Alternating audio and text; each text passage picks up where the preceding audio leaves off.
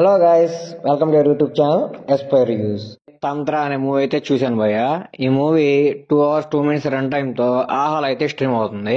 ఇక మూవీ చూశాక నా ఒపీనియన్ చెప్పాలంటే పర్లేదు భయ్య, మరీ అంతేం లేదు. మూవీ నేమ్ తంత్ర ఉంది కదా, ఇంకా హర్రర్ మూవీ, ఇంకా బ్లాక్ మ్యాజిక్లు అయ్యి చేసి బాగా చూపిస్తాడే మూవీ అనుకున్నా. మూవీ అంతా బ్లాక్ మ్యాజిక్ అయ్యి ఉన్నాయి కానీ నేను ఎందుకో సాటిస్ఫై కాలేకపోయా భయ్య.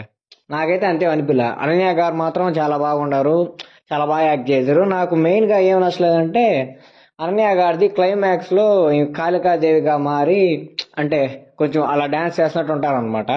అక్కడ డ్యాన్స్ చేసేటప్పుడు నాకెందుకో ఆ ఫీల్ కలిగించలేకపోయింది. అంటే అలాంటి కొన్ని కొన్ని చూసినప్పుడు మనకు కొంచెం గూస్ బంప్స్ వస్తాయి అనమాట, లేకపోతే మనం కూడా కొంచెం ఏదో ఫీల్ అవుతాం అనమాట. నాకు ఇందులో అయితే అలా ఏం అనిపించలేదు. అది కాకుండా నాకు ఈ సినిమాలో ఎక్కడ భయం అయితే ఏం అనిపించలేదు భయ్య. మామూలుగా ఏంటంటే మనం వేరే సినిమాలు చూసినప్పుడు తాంత్రిక విద్యలు అయ్యి వాళ్ళ సినిమాలో చూపిస్తుంటే రియల్ లైఫ్లో కూడా ఇవి జరుగుతాయేమో అని మనకు ఏదో కొంచెం భయం వేస్తుంది అనమాట. కానీ నాకు ఈ సినిమా చూసినప్పుడు అయితే భయం కాదు కదా, అసలు ఏం అనిపించలేదు అనమాట. అండ్ ఈ మూవీ ఏంటంటే మూవీ జరిగేటప్పుడు మధ్యలో ఫస్ట్లో ఈ పర్వం, సెకండ్ ఈ పర్వం, థర్డ్ ఇయర్ పర్వం అని పర్వాలుగా డివైడ్ చేసి ఇంకా ఆ పర్వం పేరు తగ్గట్టు ఇంకా ఆ పర్వంలో అది చూపించారనమాట. నాకు అట్లా ఎందుకో నచ్చలేదు భయ్య. మూవీని ఒకే ఫ్లోలో తీసుకెళ్ళాలి కానీ ఏదో బిట్లుగా కట్ చేసినట్టు పెట్టారనమాట. నాకైతే ఏం అనిపించలేదు.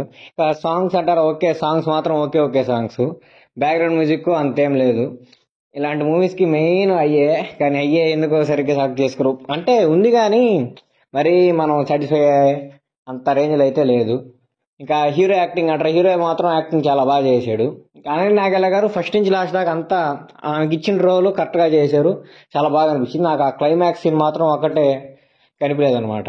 ఇంకా ఇందులో మిగిలిన క్యారెక్టర్స్ అన్నీ కూడా బాగానే చేశారు. ఇంకా మెయిన్గా ఇందులో విలన్ క్యారెక్టర్ ఉంటారు. విలన్ క్యారెక్టరు ఆయన ఆకారానికి ఆయన్ని ఇంకా బాగా చూపించుండొచ్చు. ఈ సినిమాలో ఎందుకో చూపించలేదు. ఆయన ఎట్లా చూపించుండొచ్చు అంటే అసలు అరుంధతి సినిమాలో అఘోరాన్ని చూపించారు కదా మన పశుపతిని, ఆ రేంజ్లో చూపించుండొచ్చు. కానీ ఎందుకో చూపించలేకపోయారు. కానీ ఆయన అయితే సూట్ అవుతారు, అంత తెలివేసి ఇచ్చినా ఏ ఇచ్చినా సరే విలన్కి ఆయన సూట్ అవుతారు. కాకపోతే అభిషేక్ కూడా అంత పవర్ఫుల్ క్యారెక్టర్ లేదు కాబట్టి చూపించలేదు, ఏమో తెలియదు. కానీ ఇది మొత్తానికి మూవీ గురించి అయితే మాత్రం చూడడానికి వాళ్ళు అయితే చూడొచ్చు. ఏదో ఓకే మూవీ, పర్లేదు, మరీ అంతేం కాదు. చూడడానికి వాళ్ళు అయితే చూడొచ్చు. ఆహాలో అయితే స్ట్రీమ్ అవుతుంది.